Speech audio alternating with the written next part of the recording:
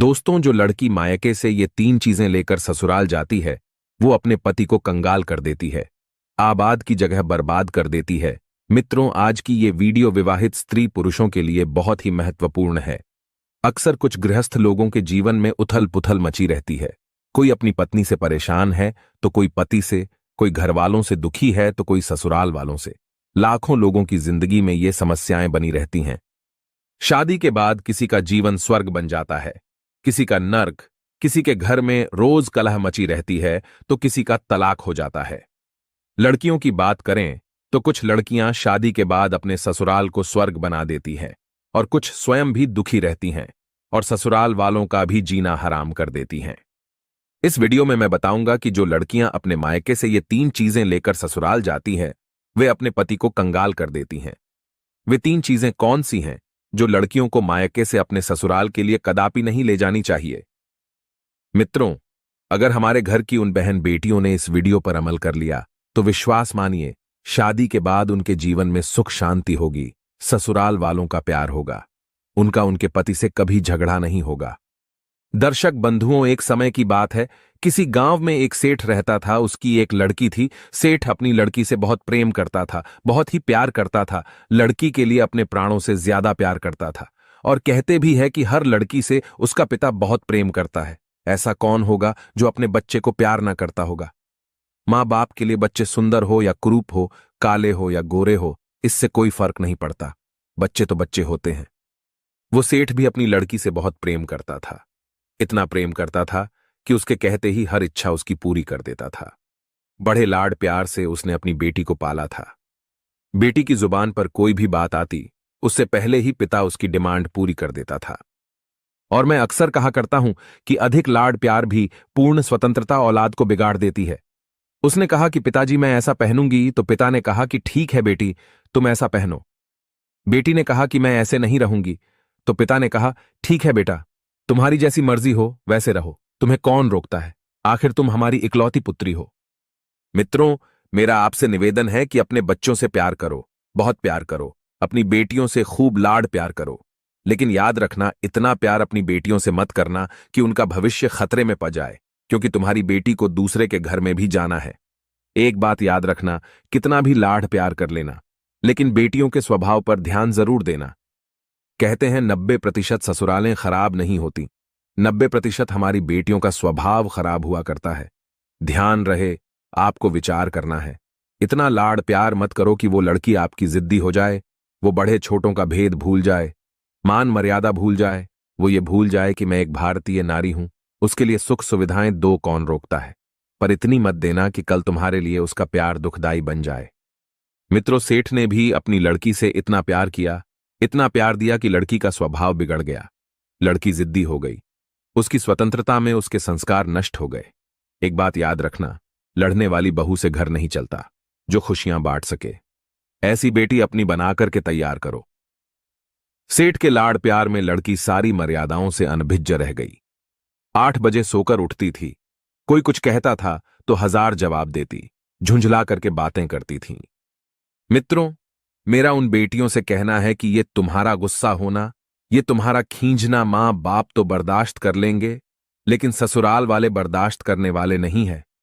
ध्यान रखना, मां बाप तो आपका हर जवाब सुन लेंगे, आपके सारे नखरे उठा लेंगे, लेकिन जब तुम विवाह करके ससुराल जाओगी तो तुम्हारी कमियों को पीहर में तो बर्दाश्त किया जा सकता है, लेकिन तुम्हारे गलत स्वभाव को ससुराल में कोई भी बर्दाश्त नहीं कर सकता।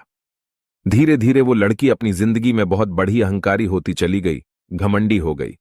एक दिन सेठानी सेठ को समझाती है कि देखो जी, तुम जो इसके लिए करते हो, तुम्हारे इसी प्यार की वजह से अब वो जिद करने लगी है, सबको बात बात पर जवाब देने लगी है। पिता ने कहा, बच्ची है, सब ठीक हो जाएगा। पत्नी ने कहा, जी उसे आप बच्ची समझ के मत छोड़िए, आपका ये प्यार आपकी उस बच्ची का जीवन बर्बाद न कर दे।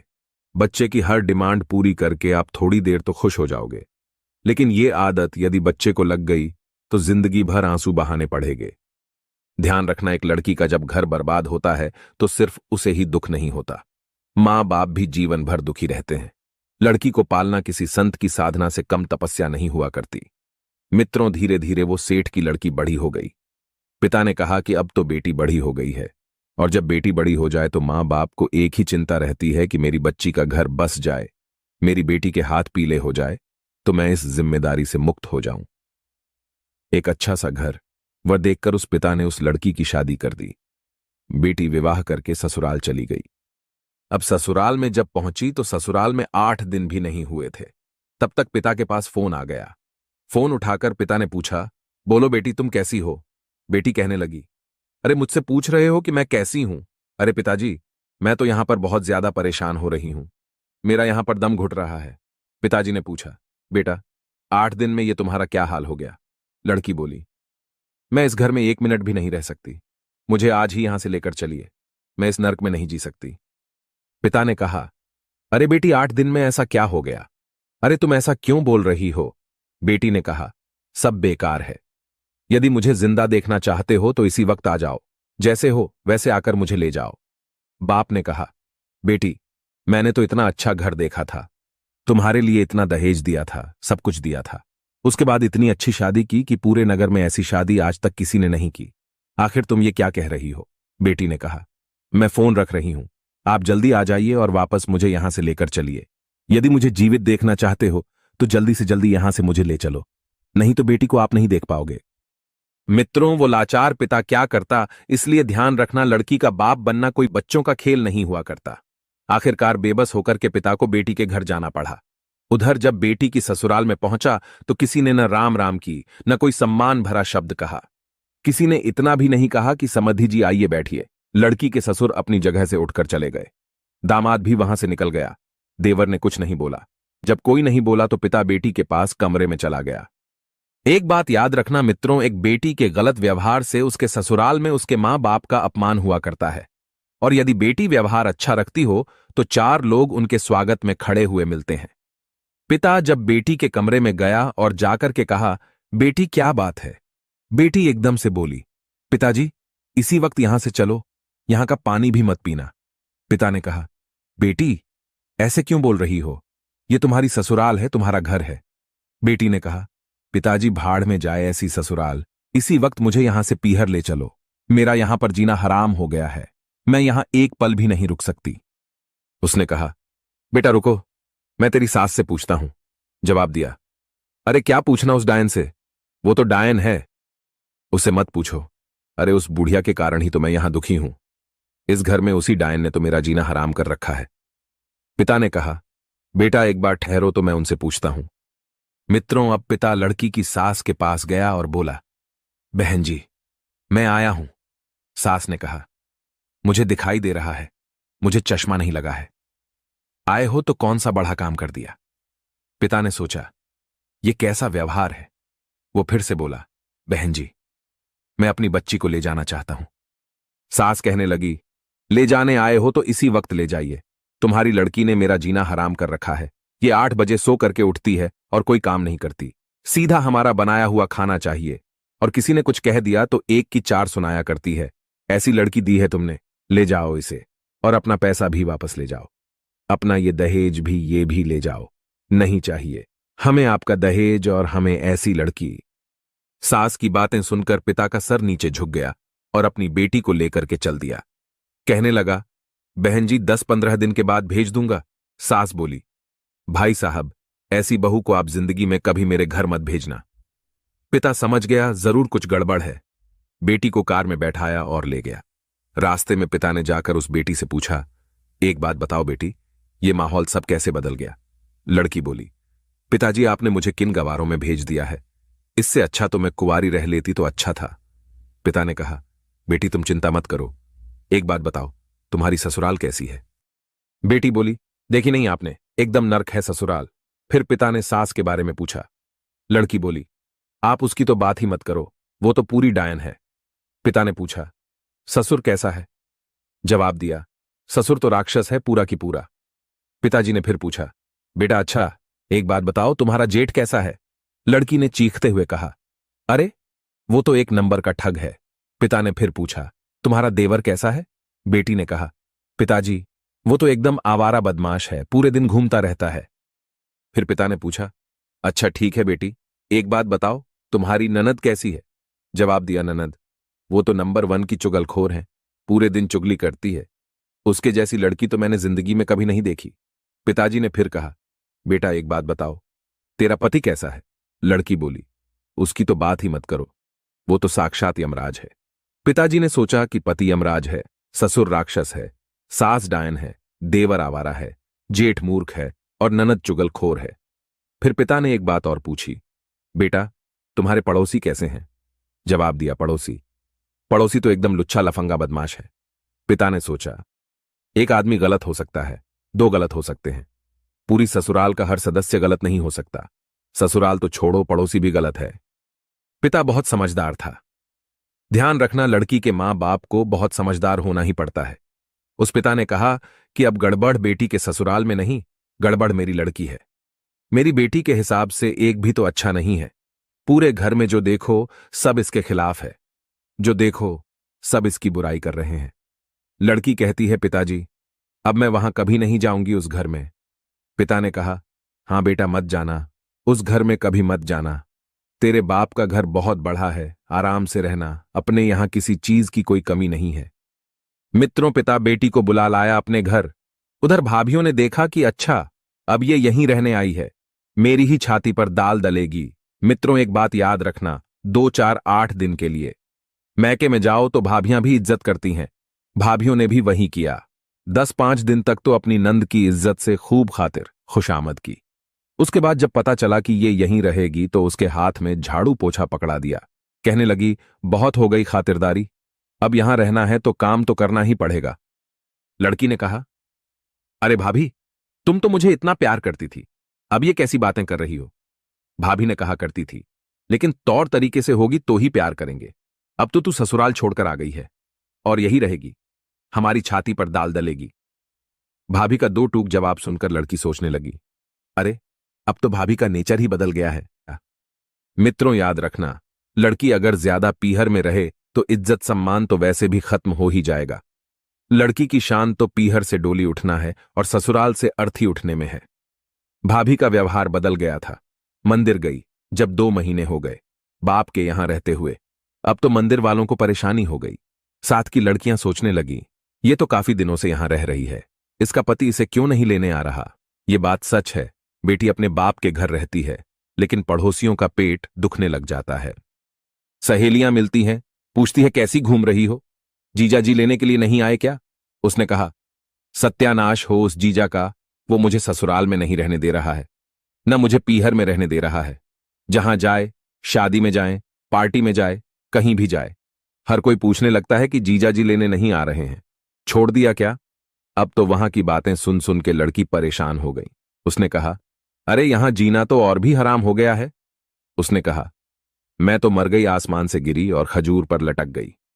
ध्यान रखना, ये मोहल्ले वाले नहीं जीने देते हैं, इनको बड़ी परेशानी हो जाती है। क्यों नहीं जा रही हो? क्या बात है? क्या लड़ाई झगड़ा हो गया? मित्रों और मंदिरों में औरतें इकट्ठी होकर ये चर्चा करने लगीं कि फलाने सेठ की लड़की ससुराल नहीं जाती है, लगता है उसके पति ने उसे छोड़ दिया है। अरे हमें तो मालूम था, ये तो ऐसी ही है, ये कहीं भी रहने वाली नहीं है। धीरे धीरे मित्रों ये बात जब लड़की ने सुनी तो वो परेशान हो गई। उसने कहा, यहां तो मेरा जीना हराम हो गया है। 3 महीने में ही उसका जीना दुश्वार हो गया। एक दिन वो बड़ी उदास बैठी हुई थी। पिता ने देखा कि मेरी लड़की उदास बैठी है। उसने जब अपनी बेटी को ज्यादा दुखी देखा तो कहने लगा, बेटी क्या बात है? बेटी ने कहा, पिताजी मेरी ससुराल तो बिल्कुल नर्क है और यहां शादी के बाद जब से आ गई हूं तो मेरी इज्जत ही मिट्टी में मिल गई है। जिसे देखो मुझे शक की निगाहों से देखता है। जिससे बात करो तो पहला प्रश्न उसका यही होता है कि जीजाजी कहां है। अब जीजाजी ने तो मेरा जीना हराम कर दिया है। इससे अच्छा तो पिताजी मेरी शादी ही ना होती। याद रखना मित्रों, यदि मोहल्ले वाले टोकते हैं, समाज टोकता है तो यह बुरी बात नहीं है। ऐसे ही टोका करो, क्योंकि आपके टोकने से किसी का घर उजड़ने से बच जाएगा। लड़की अब बहुत दुखी है। पिता ने पूछा, बेटी एक काम करोगी? बोली, क्या? पिता बोले, अपने नगर में एक महाराज जी पधारे हैं, बड़े पहुंचे हुए संत हैं, मैंने तेरी चर्चा उनसे की थी। बेटी ने पूछा, तो क्या बोला? महाराज ने पिता बोला, पहले मेरी बात शांति से सुनो। उन्होंने मुझे एक मंत्र दिया है, यदि उस मंत्र की आप साधना करो और उस मंत्र का जाप 6 महीने तक कर लो तो तेरी ससुराल तेरी मुट्ठी में आ जाएगी। बेटी ने कहा, मुट्ठी में आ जाएगी। बोले, हां। लड़की यही तो चाहती थी कि सब कुछ उसके अंदर में हो, ससुराल में उसका राज हो जाए, वो महारानी बन जाए, सब लोग उसके इशारे पर काम करें। बस इनको ससुराल का राजपाट चाहिए और कुछ नहीं। वो चाहती है कि घर की चाबी उसके पास रहे, घर की मालकिन बनकर रहे, किसी के अनुशासन में न रहना पडीडी डी है। पिता ने कहा, बेटा, 6 महीने में तेरी ससुराल का पूरा वातावरण बदल जाएगा, तू ससुराल जाना चाहेगी। उसने कहा, पिताजी, यदि ऐसा हो जाएगा तो मैं क्यों नहीं जाना चाहूंगी? क्या मेरे जाने से सब कुछ मेरी मुट्ठी में हो जाएगा? पिता ने कहा, हां बेटी, सब कुछ तेरी मुट्ठी में होगा। तेरा पति तो तेरे आगे पीछे घूमेगा, सास तेरे पैर छुएगी। बेटी ने कहा, क्या पिताजी वास्तव में सास मेरे पैर छुएगी? अरे, मैं ऐसे ही तो ससुराल चाहती हूं। पिता ने कहा, बेटी, सब कुछ तो ठीक हो जाएगा, लेकिन महाराज ने कहा है कि इस मंत्र का जाप करना होगा। जवाब दिया, पिताजी देखो, ये मंत्र वंत्र मुझे तो याद नहीं होगा, और कोई काम हो तो बताओ। पिता ने कहा, ठीक है बेटी, मंत्र मैं जप लूंगा, लेकिन साधना तू कर लेना, फिर देखना तुरंत प्रभाव पड़ेगा। लड़की पूछने लगी, पिताजी, मुझे क्या साधना करनी है? जवाब दिया, साधना तो इतनी करनी है कि 6 महीने किसी को जवाब नहीं देना है, 6 महीने तक किसी को कुछ नहीं बोलना है, 6 महीने तक तुम्हें चुपचाप ईमानदारी से घर का सारा काम करना है। क्या तुम इस काम के लिए तैयार हो? बेटी ने कहा, पिताजी, मैं तैयार हूं, बस 6 महीने की तो बात है। 6 महीने के बाद मेरी ससुराल मेरी मुट्ठी में हो जाएगी, फिर मैं उन्हें देखती हूं। पिता ने कहा, बिल्कुल बेटी, ससुराल के सारे लोग तेरे इशारों पर नाचेंगे। अगर ऐसा ना हो तो तू, ये तेरा घर है तो यहां वापस चले आना और आराम से रहना। दर्शक बंधुओं, अब क्या होता है, वो पिता अपनी बेटी को लेकर उसकी ससुराल में जाता है। सबने देखा कि वो फिर से आ गई है। ये हमारी जान की आफत है। उस समय भी उनसे कोई नहीं बोला। पति ने 2-4 शब्द कहे आ गई, कुल कलंकिनी इस घर को बर्बाद करने के लिए।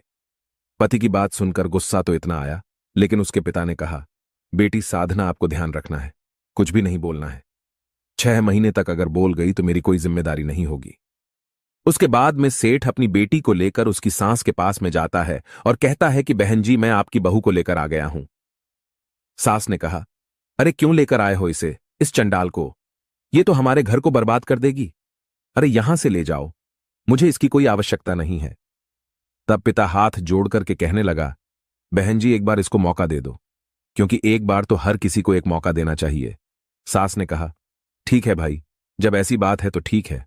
इस प्रकार मित्रों, वो पिता अपनी बेटी को समझा करके अपने घर चला जाता है, अपने घर के लिए जाता है और कहता है कि बेटी, बस 6 महीने के लिए तुम्हें ये साधना करते रहना है, उसके बाद में ये ससुराल तुम्हारी मुट्ठी में होगी। जो चाहो वो करना और हमारी बात को ध्यान रखना। कोई भी तुमसे कुछ भी कहे, चाहे गुस्से में कहे, चाहे कुछ भी कहे, लेकिन उसी समय तुम्हें मेरी बात को याद रखना है और साधना को बिल्कुल नहीं भूलना है। मित्रों, इतना कहने के बाद वो पिता अपने घर को चला जाता है। इधर लड़की रात भर रुकती है। सुबह जब होती है तो उठ करके अपनी सास के पास जाती है और पैर छूने लगी, कहने लगी, मां जी, क्या हमें आशीर्वाद नहीं दोगी? सास तो गुस्से से भरी हुई पहले से बैठी थी, लेकिन जब बहू ने पैर छुए और कहा कि मां, मुझे आशीर्वाद दीजिए, तो उस सास के लिए दिल में झटका सा लगा। सोचने लगी, हमारे पैर छूकर आज तो ये आशीर्वाद मांग रही है, ये उल्टी गंगा कैसे बहने लगी? अरे ये वही बहू है जो मैं एक कहती थी तो ये 10 सुनाती थी, और आज हमारे पैर छूकर आशीर्वाद मांग रही है। बहू ने कहा, माता जी, अगर कोई गलती हो तो हमें क्षमा करना। आज के बाद मैं कोई गलती नहीं करूंगी। मेरी गलतियों को माफ कर देना और मुझे आशीर्वाद दे दो। दोस्तों, कहते हैं ना कि सास के लिए क्या चाहिए। अगर बहू सास के चरणों में जाकर के माथा रखने लगे और ये कहे कि मां जी, मुझे आशीर्वाद दो, तो सास का हृदय प्रफुल्लित हो जाता है और वो सब कुछ देने के लिए तैयार हो जाती है। दोस्तों, उसके बाद में सास ने उस लड़की को बहुत सारा आशीर्वाद दिया। उसके बाद सेठ की लड़की वहां से उठती है और अपने काम पर लग जाती है। सीधी रसोई में पहुंचती है और भोजन बनाने लगती है। इधर जब बर्तन खटखटाने की आवाज आई तो सास ने अपनी बेटी से पूछा, बेटी, रसोई में जाकर तो देखो, कहीं कोई बिल्ली तो नहीं घुस आई है? तब ननंद ने जाकर देखा। ननंद ने बताया, मां जी, बिल्ली नहीं है, वो तो दूसरी बिल्ली है। मतलब जवाब दिया, वो ही है, आपकी बहू रानी रसोई में काम कर रही है। दोस्तों, अब तो सास का और भी मन बदल गया। उसने चुपचाप भोजन तैयार किया। भोजन तैयार करने के बाद में थाली परोसी अपनी सासू मां को खिलाती है और सासू मां को बड़े प्रेम से भोजन खिलाया तो उसका दिल खुश होने लगा। इधर जब उसके ससुर आए तो ससुर के पैर छुए और थाली लेकर के भोजन ससुर के पास में पहुंच गई। हाथ जोड़ करके कहने लगी, पिताजी, अगर मुझसे कोई अपराध बना हो, कोई गलती बनी हो तो मुझे क्षमा कर देना। दोस्तों, जब पिता समान ससुर ने देखा कि ये तो हमारी वही बहू है, अगर घर में से कोई एक बार भी कुछ कहता तो ये उसे 10 जवाब देती थी, लेकिन ये आज हाथ जोड़कर मेरे समक्ष खड़ी है। मित्रों, कहते हैं कि एक पिता के लिए क्या चाहिए, ससुर के लिए क्या चाहिए, उसका बच्चा, उसकी बहू, उसकी इज्जत करें, उसका सम्मान करें, समय से उसे भोजन दे, समय से उसका ध्यान रखे, बस यही चाहिए। मित्रों, अब तो सुबह जल्दी उठना। जो 8 बजे उठती थी वो 6 बजे उठना आरंभ कर देती है। घर का सारा काम काज करने के बाद पति की सेवा, अपने जेठ का भी ध्यान रखती है, अपनी ननद का भी खूब ध्यान रखती है, सबके लिए समय से भोजन देती है। अगर कभी कभी उससे कोई कुछ कहता तो उसे गुस्सा तो बहुत आता था कि उसे कच्चा ही चबा डालूं, लेकिन जब उसे गुस्सा आता था तो उसे उसके पिता की वो तस्वीर याद आ जाती थी जिसने कहा था कि बेटी साधना को मत भूल जाना, केवल 6 महीने की तो बात है। मित्रों, अगर उससे कोई घर में क्रोध से भी बात करता तो उसे भी बहुत गुस्सा आता था, लेकिन वो जब साधना की बात याद कर लेती तो सोचती थी, 6 महीने की तो बात है, उसके बाद मैं इन लोगों को देख लूंगी। मित्रों, इस प्रकार से वो अपना समय गुजारती रही और चुपचाप सबकी सुनती रही, सबका ख्याल रखती रही। और इस प्रकार 1 महीना जब धीरे धीरे बीत गया तो एक दिन क्या होता है, उसकी सास ने अपनी बहू को अपने पास बुलाया और घर की जो चाबियां थीं अपनी बहू को सौंप दी और कहा कि बेटी, तुम मेरी बेटी की तरह हो, तुम मेरे घर की लक्ष्मी हो, आज से इस घर की सारी जिम्मेदारी मैं तुम्हें सौंपती हूं। इतना कहकर सास ने बहू को चाबी दे दी। एक बहू के लिए मित्रों क्या चाहिए, सारे घर का राज चाहिए। जो चाबी उसकी सास ने उसको पकड़ाई, अब तो उसका दिल बहुत खुश हो गया। सास ने बेटे को पास बुलाया और कहा, ये तेरी पत्नी है, आज के बाद तू जो भी पैसा कमा कर लाएगा वो मुझे नहीं देगा, बल्कि अपनी बहू के हाथ में देगा, क्योंकि ये घर की बहू नहीं बल्कि लक्ष्मी है, ये घर की जिम्मेदारी का सारा बोझ उठाएगी। मित्रों, जब सास ने ये कह दिया अब तो उसका दिल फूला नहीं समाया। सोचने लगी, पिता ने सही कहा था कि साधना का प्रभाव 1 महीने में ही दिखने लगा। पिता ने तो ये कहा था कि 6 महीने लगेंगे, लेकिन यहां तो 1 महीने में ही साधना का प्रभाव दिख गया है। जो हमारे हाथ में पूरे घर की चाबी भी आ गई। सब लोग हमारी प्रशंसा कर रहे हैं, सब लोग हमारे कहने के मुताबिक चलना चाहते हैं। बस यही तो चाहती थी जो उसके लिए अब मिल चुका था। मित्रों, सेठ की बेटी बहुत खुश होती है, लेकिन अंदर उसके गुस्सा भरा था कि 6 महीने के बाद मुझे इनको देखना है, एक एक शब्द का हिसाब लेना है। इस प्रकार वो चुपचाप अपने पिता की बातों को याद करके अपने ससुराल वालों की सेवा करती रही। अब तो उसकी प्रशंसा ससुराल में खूब होने लगी। पड़ोसी लोग भी उसकी प्रशंसा कर दिया करते थे। धीरे धीरे 2 महीने हो गए और जब 2 महीने हो गए तो उस बिगड़ैल बेटी का सारा गुस्सा ठंडा पड़ गया, सारे विचार बदल गए, उसके अंदर प्रेम भाव जागृत हो गया। दर्शक बंधुओं, एक दिन की बात है, सावन का महीना आता है तो उसका भाई जो है अपनी बहन को बुलाने के लिए आता है और कहता है कि बहन तैयार हो जाओ, सावन का महीना आ चुका है, त्योहार है। बहन ने कहा, जा पहले हमारी सासू मां से पूछ ले, हमारे ससुर से आज्ञा ले ले, तब मैं चलूंगी। भाई कहने लगा, सासू मां से? बोली, हां, अगर मेरी सासू मां और ससुर जी कह देंगे तो मैं जरूर चलूंगी। उसका भाई उसके सास ससुर के पास जाता है और कहता है, मां जी, हमारी बहन को भेज दीजिए, मैं अपनी बहन को बुलाने आया हूं। सास कहने लगी, ठीक है बेटा, तुम भाई बहनों का त्योहार है, इसको ले जाइए, लेकिन ज्यादा दिन के लिए हमारी इस बहू को अपने यहां मत रोकना। रक्षाबंधन हो जाए उसके दूसरे दिन इसको भेज देना, क्योंकि इसके बगैर मैं जी नहीं पाऊंगी। ये तो हमारे घर की लक्ष्मी है, अब तो ये चली जाएगी तो हमारे दिन रात कैसे कटेंगे। दर्शन बंधुओं, अब तो वो बिगड़ैल बेटी अपने भाई के साथ अपने पीहर आती है और पिता से मिलती है। पिता ने अपनी बेटी से पूछा, बेटी तुम्हारी सास कैसी है? अरे वो तो डायन थी, जवाब दिया। नहीं पिताजी, उनके बारे में ऐसे शब्द मत बोलो, वो डायन नहीं है, वो तो हमारी अच्छी मां है। अरे मां से भी बढ़कर प्रेम करती हैं मुझे। पिता ने पूछा, तो ससुर तुम्हारा तो राक्षस है? बोली, पिताजी ये भी मत बोलो, हमारे ससुर के बारे में मैं एक शब्द नहीं सुन सकती, वो राक्षस नहीं है, वो तो हमें आपसे भी ज्यादा प्रेम करते हैं। पिता ने कहा, तुम्हारा जेठ तो नंबर 1 का धूर्त है। बोली, पिताजी, उनके बारे में भी ऐसा मत कहो। वो तो हमारे बड़े भाई साहब है, पूरे घर का ख्याल रखते हैं। पिता ने कहा। फिर तो तुम्हारी नंद अब भी चुगलखोरी करती होगी। कहने लगी, नहीं पिताजी, अब वो मेरी पक्की सहेली बन गई है, उसके बारे में ऐसे शब्द मत बोलो। जवाब दिया। तुम्हारा पति तो यमराज था। बोली, नहीं पिताजी, हमारे पति के बारे में ऐसे मत बोलो, मेरा पति देवता है, उसके बारे में मैं ऐसे एक भी शब्द नहीं सुन सकती। उसके बाद पिता ने पूछा, तुम्हारे अड़ोसी पड़ोसी लोग बड़े बदमाश है, लुच्चे लफंगे हैं। जवाब दिया, नहीं पिताजी, हमारे पड़ोसी लोग भी बहुत अच्छे हैं। जब पिता ने अपनी बेटी के मुख से ये शब्द सुने तो उसे लगा कि आज से पहले जो हमारा सिर नीचे झुक गया था, आज हमारा सिर ऊंचा हो गया है। हमारी बेटी ने फिर हमारा सिर ऊंचा कर दिया और मैं फक्र से कह सकता हूं कि मैं एक बेटी का पिता हूं। दोस्तों, कहते हैं ना, बेटी चाहे तो ससुराल में समाज में अपने पिता का सिर ऊंचा कर दे, और बेटी चाहे तो अपने पिता के लिए समाज में और ससुराल में सिर उठाने लायक भी ना छोड़े। दर्शन बंधुओं, उसके बाद में वो लड़की हंसी खुशी अपने पिता के पास रहती है, और कुछ दिन बाद जब उसके ससुराल वालों ने उसे खबर भेज करके अपनी बहू को बुलवा लिया, उस बहू के सारे विचार बदल जाते हैं।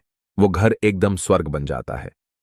कहते हैं एक मौन ने और 6 महीने की सहनशीलता ने सब कुछ बदल दिया। इसीलिए तो कहते हैं, उजड़ते हुए घर और टूटते हुए रिश्तों को अगर कोई बचा सकता है तो वो है आपकी सहनशीलता, वो है आपका नम्र व्यवहार। सहनशीलता से व्यक्ति अच्छे अच्छों को झुका सकता है, जिसने कभी ना झुकने की कसम खा ली हो। तो आप उसके सामने झुकते रहना। जितना आप झुकोगे उतना ही उसे भी झुकना पड़ेगा, इस बात में कोई दो राय नहीं। मित्रों, अब मैं आपको बता रहा हूं कि लड़की को अपने मायके से ससुराल में ये 3 चीजें कभी नहीं ले जानी चाहिए, वरना पति कंगाल हो जाता है। नंबर 1, बाप की दौलत और भाई भतीजों का घमंड लड़की को कभी नहीं ले जाना चाहिए। जो लड़कियां शादी के बाद भी बाप की दौलत का और अपने पीहर वालों का घमंड करती है, उनके ऊपर फूली रहती है, उनमें असंस्कार आ जाते हैं, उनकी ससुराल में कभी नहीं बनती है। नंबर 2, बचपन से लेकर जवानी तक आपने अपने पिता से हर बात बात पर जिद की। जिस काम को करना चाहा पिता ने वो कराया, जो मांगा पिता ने वो लाकर दिया। वही जिद करने की आदत अगर वे अपनी ससुराल में भी लेकर जाती हैं तो याद रखना, आपके घर में सुख शांति कभी नहीं आएगी। इसलिए जो भी जिद्दीपन आपके अंदर है, जो भी गुस्सा है, अपने माँ बाप को दिखाती हो। वो गुस्सा माँ बाप तो सहन कर लेंगे, लेकिन आपके ससुराल वाले आपका गुस्सा सहन नहीं करेंगे। तो पहली चीज यही है कि अपने गुस्से को, अपने जिद्दीपन को, अपनी हठ को अपने मायके में ही छोड़कर जाना। नंबर 3, लड़ाई झगड़ा। जब आप अपने पीहर में रहती हो तो आप अपने माता पिता से, अपने भाइयों से, अपनी बहनों से, परिवार वालों से, ताऊ चाचाओं से लड़ाई झगड़ा करती हो, और वो आपके पीहर वाले सहन कर लेते हैं, सुन लेते हैं, कुछ नहीं कहते हैं, क्योंकि आप लड़की हो। लेकिन वही आदत लड़ाई झगड़े वाली यदि आप लेकर के अपनी ससुराल में जाओगी और अपने ससुराल में सास ससुर से, मोहल्ला पड़ोस वालों से, अपने ससुराल के परिवार वालों से